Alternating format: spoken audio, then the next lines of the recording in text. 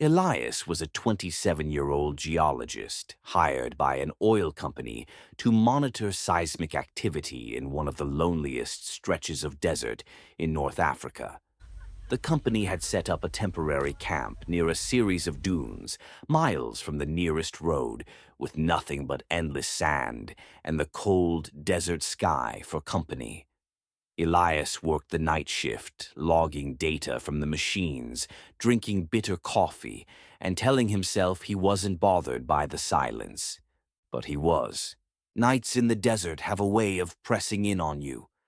The silence isn't peaceful, it's heavy, suffocating, and sometimes that silence breaks in ways you can't explain.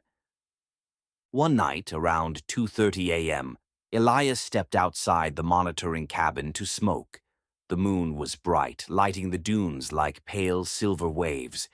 That's when he saw it, a figure, tall and black, standing at the crest of a dune about 50 yards away. He froze. At first, he thought it might be one of the workers, maybe drunk or disoriented. But this figure wasn't moving. It was too still, too tall. Elias called out, his voice shaky. "Hey, who's out there?" No answer. The figure just tilted its head as though studying him. A chill went down Elias's spine. He flicked his cigarette into the sand and hurried back into the cabin, bolting the door. He laughed nervously to himself, convincing his own mind that it was just a trick of the moonlight. Shadows play games out here, he thought. He went back to his desk, tried to focus on the instruments. Then, scratching. A slow, deliberate scraping against the wooden door of the cabin. Like nails, dragging. Elias's breath caught in his throat. He didn't dare move. The scratching continued for a full minute, then stopped. Silence. The next morning, when the workers came back to camp, Elias told them what he'd seen. They looked uneasy but shrugged it off.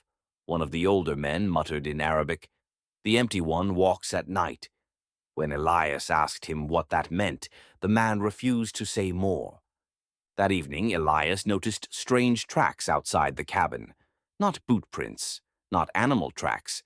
They were elongated, almost human, but far too large, pressed deep into the sand as if something impossibly heavy had walked there. That night, Elias didn't sleep at all. Every creak, every gust of wind sounded like footsteps approaching the cabin. By dawn, he had made his decision.